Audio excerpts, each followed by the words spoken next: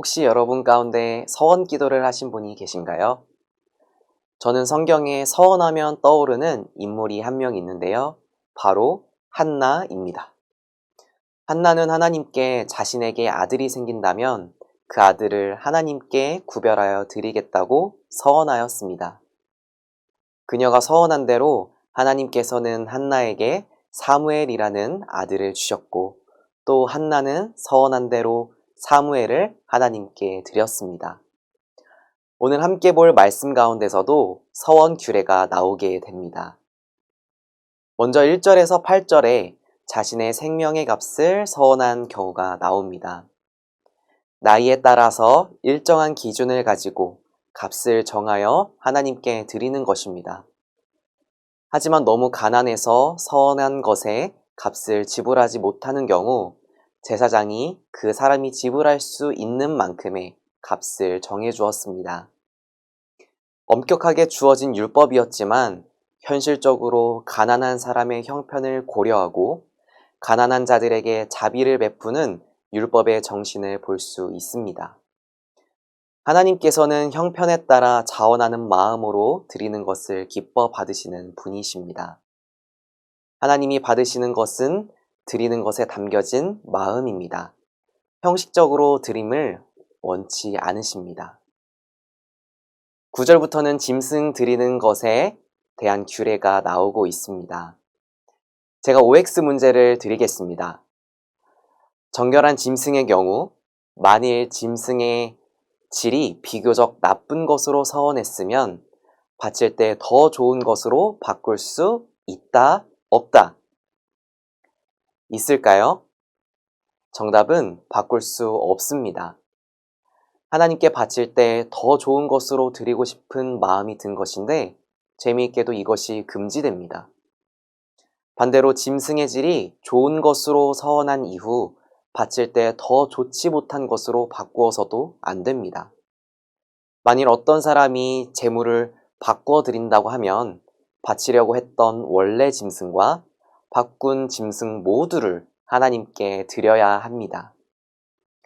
예물로 하나님께 드리기로 결단한 순간 짐승은 그 자체로 거룩하게 구별되기 때문입니다. 하나님께서 이미 받으셨기 때문에 인간의 마음대로 바꿀 수 없는 것입니다. 부정한 짐승의 경우는 어떨까요? 부정한 짐승은 제물로 드릴 수 없기 때문에 제사장이 가서 그 짐승을 살펴 값을 정하게 됩니다. 서원자는 그 값을 하나님께 드리되 부정한 짐승을 무르기 위해 정한 값의 5분의 1을 더해 드리도록 규정합니다. 이는 짐승이 비록 부정하게 되었지만 이미 서원한 것이기에 거룩하게 구별되었음을 말해주는 것입니다. 우리는 하나님께 드리는 예물을 정직하게 지켜드려야 합니다. 앞서 본 것처럼 이미 드리기로 한 정결한 짐승을 결코 바꾸어 드릴 수 없습니다. 부정한 짐승 역시 쉽게 물을 수 없도록 정한 값에 5분의 1을 더하여 드리도록 합니다. 우리가 하나님께 드리기로 작정한 것은 이미 하나님께서 받으셔서 구별되었습니다. 아나니아와 삽비라의 경우 드리기로 한 값에서 얼마를 감추어 드렸다가 성령을 속인 대가로 목숨을 잃는 벌을 받게 되었죠. 이처럼 하나님께 드리겠다고 결단할 때와 실제 드릴 때 마음이 다를 수 있습니다.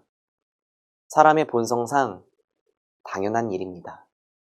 그러나 서원할 때의 마음이 사라지고 아까운 마음이 들어도 처음 서원한 것을 잘 지켜야 한다고 오늘 말씀 가운데 말하고 있습니다.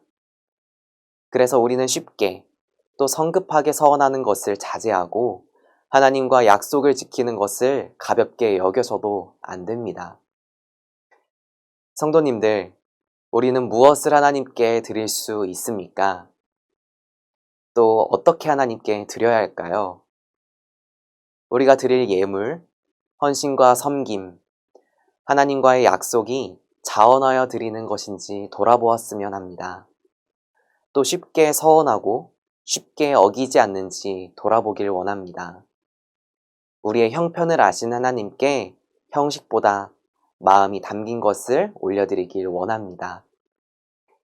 그리고 하나님께 서원한 것이 있다면 서원할 때 그 마음과 약속을 잊지 않고 지켜야 합니다.